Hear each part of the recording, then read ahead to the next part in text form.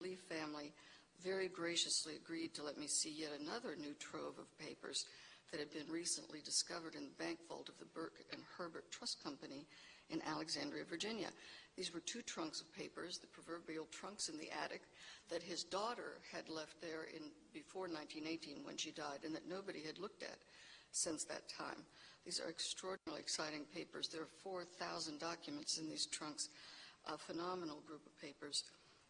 Next week, when I give a talk at the Virginia Historical Society, it's going to be announced that the letters have been given to the Historical Society, Virginia Historical Society.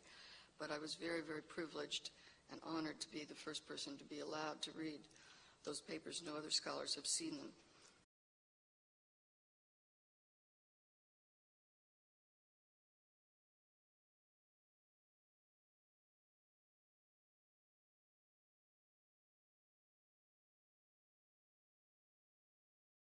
It's a lesson in how we have to be careful, just as you would be in a court of law. A historian wears many hats, part journalist, part storyteller, but also part jury. You have to be very exacting in what you accept as evidence.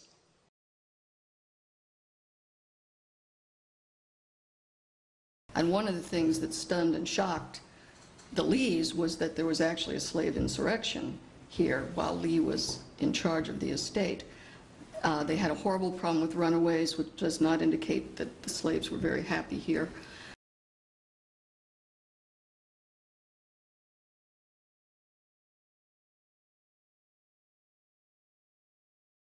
What about the whipping? Well, you know, there's a famous incident.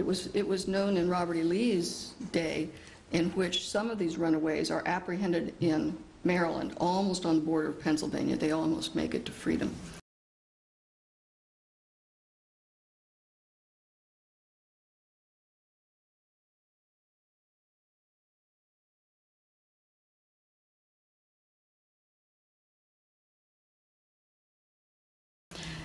Three people who ran away from here, 2 men and a woman. And they were apprehended and they were brought back here. And according to we have 7 different accounts, Lee was infuriated by this and he felt that they ought to be made an example of, and he ordered his overseer to whip them. The overseer didn't want to do it, and so he got the county constable, who was the guy who had brought them back, who was there, to beat them. And in his record books, his account books, there is an account of him paying this constable to do that.